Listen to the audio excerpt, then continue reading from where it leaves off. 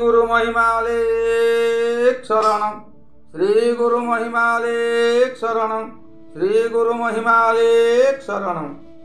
भक्त भीम भोई मथा कोड़ी कांदु थांती, केतेबेले तले गड़ी जाउथांती, केतेबेले स्वामी स्वामी कही उच्च स्वर रे रोदन करुथांती।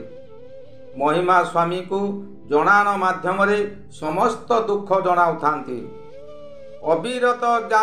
अविरत गान करी चली थांती। पुणी विकल होई गद्य आकार रे ताहाकु कही चली थांती। तेनी नासारे जेते क पाप अछि पोढ़ाव गुरु अलेख। ए कली जुगरे सबुठारु पातक जहा पड़ी अछि मुख। बंध पर कट भल मंद बास सबु ग्रहण करिछि। सेही पाप मान बेजी नासिकारे बकल पराय अछि।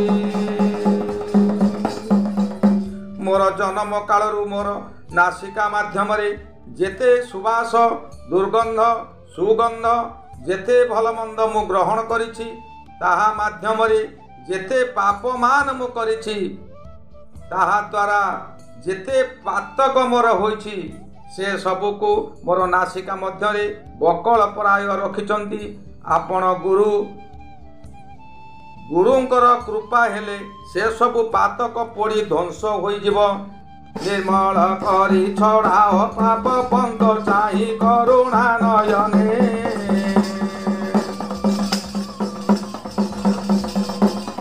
त्रिकूट मंडले जा पुरी अछि बेणी नासारंद्र बने। कौनसी प्रकार पाप ताप भारा निवार हे गुरुदेव।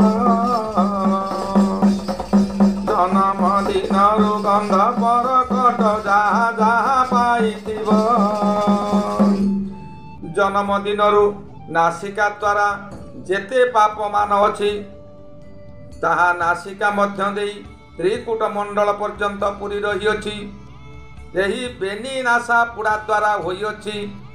जे कोनोसी पाप होइतिले मध्य आपणकर किंचित कृपा हेले एहा निर्मल होइजिव। मोर पाप पंक सबु धोई होइजिव। गुरु कृपा कले केते कमातर चाहि देले जीव उड़ी। सुगंध वासना लोभ मोरे मुक्ति अर्थे मरुछि बुड़ी। एथिर निमंते श्री गुरु छामुरे जणाउछि बारंबार। क्रमनल दहन करी पाप भक्ति उचित रे क्षमा कर। हे गुरुदेव, आपण निमंते यह केतेक मातर आपण चाहिदेले ये सबु केउ आड़े उड़ी जीव। सुगंध वासना उपरे मोर जेउ लोभ थिला, ताहा द्वारा मोर ए नासिका मध्यरे जेते पाप होइछि, से पाप को आपण ही से पापरू मते आपण ही निस्तार करि पारिबे। मु से पाप सकाशे चिंता रे बुड़ी रहिछि। आपण ब्रह्म नल रे दहन करी मोर पाप को उचित रे क्षमा करंतु। तुंडर पातक कहू अछि मुई नुहई हिसाब करी।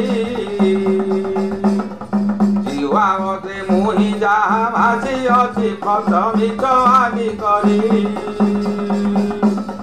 पातक कुमर ब्रह्म रे पढ़ाओ अछि सरपंक प्राय। ब्रह्म मनल सबु जाक जालिन पवित्र करम काय। हे महिमा गोसाई, मोर तुंडरे जिह्वा द्वारा जेते पाप करिछि ताहार हिसाब नाही। केते केते खच मिछ कथा कहिथिबि।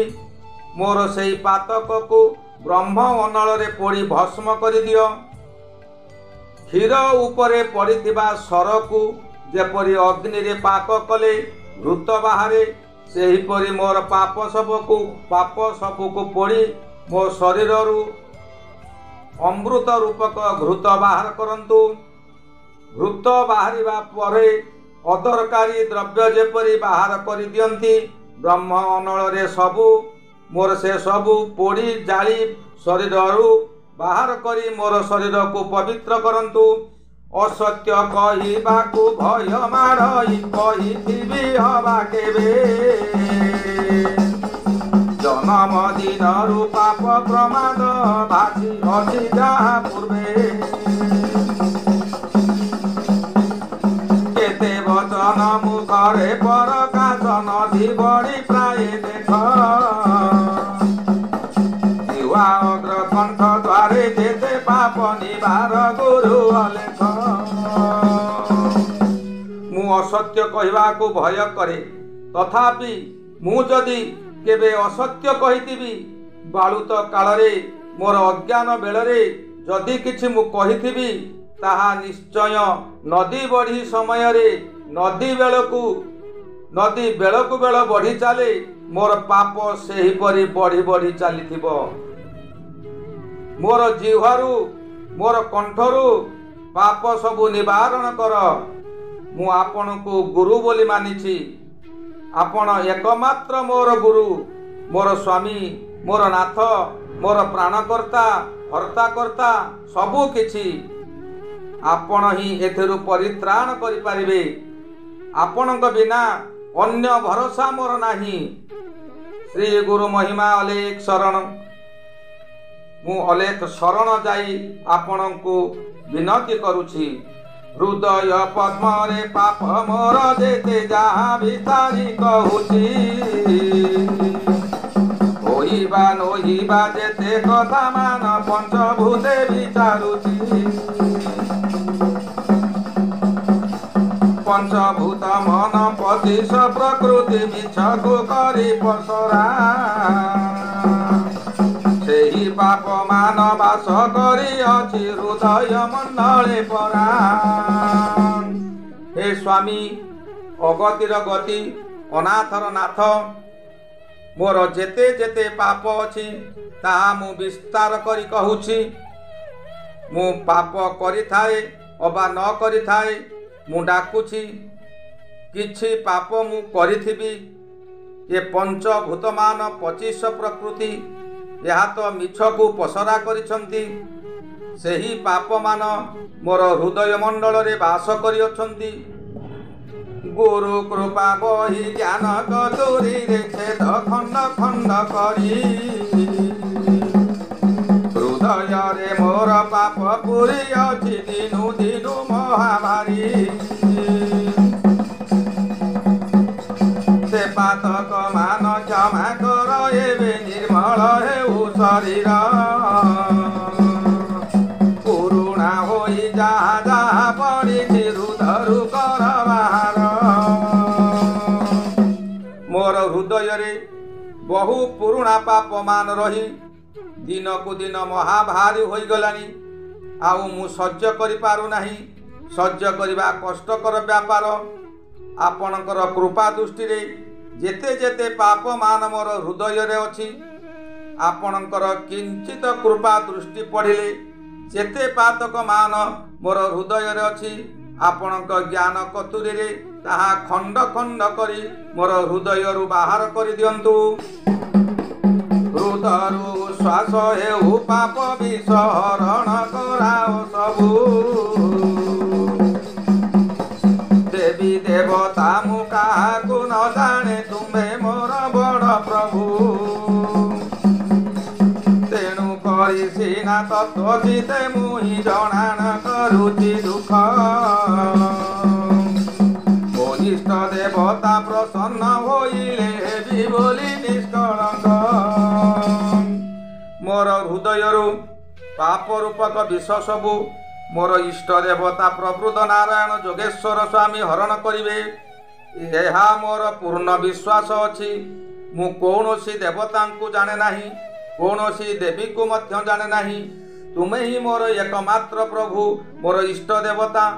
ଆପଣ ପ୍ରସନ୍ନ ହୋଇଲେ ମୁଁ ନିଶ୍ଚୟ ନିଷ୍କଳଙ୍କ ହେବି ବୋଲି ମୋର ଦୃଢ଼ ବିଶ୍ୱାସ। ଜାଲ ପ୍ରାୟ ଏବେ ଛାଟି ରହିଅଛି ହୃଦର ପାପ ବେଦନା। ବିନା ଭୀତି ନଥାଇ କାହାକୁ ପଞ୍ଚଭୂତରେ ଭାବନା। ଶ୍ରୀଧର ସ୍ୱାମୀ ଅଲେଖ ପୁରୁଷ ଛତ୍ରପତି ଦଣ୍ଡଧାରୀ। ପାପ ପରମାଦ ବୁଝିବେ ବୋଲି ମୁଁ ଅନୁସରି ଅଛି କରି। ମୋର ହୃଦୟ ଉପରେ ପାପର ଜାଲ ଛାଇ ହୋଇ ରହିଛି। ଆପଣ ଶ୍ରୀଧର ସ୍ୱାମୀ ଅଲେଖ ପୁରୁଷ, ଯିଏକି ସର୍ବଶ୍ରେଷ୍ଠ ଛତ୍ରପତି ଦଣ୍ଡଧାରୀ, ସେହି ଏକା ଏ ପାପର ଭାର ବୁଝିବେ। ମୁଁ ମୋର ଦୃଢ଼ ବିଶ୍ୱାସ କରି ଆପଣଙ୍କ ପଥକୁ ଅନୁସରି ରହିଛି। ମୋର ଏ ପଞ୍ଚଭୂତରେ ଏହା ହିଁ ଭାବନା କରିଛି। ବିନା ଭୟରେ ମୁଁ ସେହି ଶୂନ୍ୟ ପୁରୁଷ ଶୂନ୍ୟ ବିହାରୀଙ୍କ ପାଦ ପଦ୍ମରେ ଭରସା କରିଛି। ଆଜ୍ଞା ହେଲେ ମୋତେ କାରଣ ମିଳିବ ଆଶା କରି ଅଛି ବୃଦ୍ଧ। ପାପ ପୁଣ୍ୟ ଯାହା ପ୍ରକାଶ କଲି ମୁଁ ଗୁରୁଦେବ ସାମରଥ। ଗୁରୁ ପାଦ ଧରି ଭରସା ମୁଁ କରି ତ୍ରିଧାମରେ ନିଜ ହୋଇ। ବଣେ ଭୀମ ଭୋଇ ଶିରେ କର ଦେଇ ସକଳ ସମର୍ପି ଦେଇ। ହେ ଗୁରୁଦେବ, ଆପଣଙ୍କ ବିନା ମୋର କୌଣସି ଶକ୍ତି ନାହିଁ। ଯେ କୌଣସି ଦେବାଦେବୀ ମୁଁ ପୂଜା କରୁନାହିଁ। ଆପଣଙ୍କୁ ଏକା ହିଁ ମୁଁ ନାଥ ବୋଲି ବିଚାର କରିଛି। ଆପଣଙ୍କର ଆଜ୍ଞା ହେଲେ ମୋତେ ଏଥିରୁ କାରଣ ମିଳିବ ବୋଲି ମୁଁ ଦୃଢ଼ ବିଶ୍ୱାସ କରିଛି। ମୁଁ ଯାହା ଯାହା ପାପ ପୁଣ୍ୟ କରିଥିଲି ତାହା ଆପଣଙ୍କ ନିକଟରେ ପ୍ରକାଶ କଲି। ଏଥକୁ ଗୁରୁଦେବ ମୋର ସାହା ଭରସା। ମୁଁ ଗୁରୁଙ୍କର ପାଦ ଧରି ଜଣାଣ କରୁଛି, ଆପଣଙ୍କ ନିକଟରେ ନୀଚ ହୋଇ ଶିରରେ କର ଦେଇ ଏ ଭୀମ ରକ୍ଷିତ ସକଳ ସମର୍ପି ଦେଇଛି। ସମର୍ପି ଦେଲି ପାଇଲ ସର୍ବ, ବୁଝ କି ନ ବୁଝ ଆହେ ଗୁରୁଦେବ। ଶ୍ରୀ ଗୁରୁ ମହିମା ଅଲେଖ ଶରଣ। ଶ୍ରୀ ଗୁରୁ ମହିମା ଅଲେଖ ଶରଣ। ଶ୍ରୀ ଗୁରୁ ମହିମା ଅଲେଖ ଶରଣ ଶରଣ ଶରଣ। ଏହାର ପରବର୍ତ୍ତୀ ଅଧ୍ୟାୟ ମୁଁ ପରବର୍ତ୍ତୀରେ କହିବି।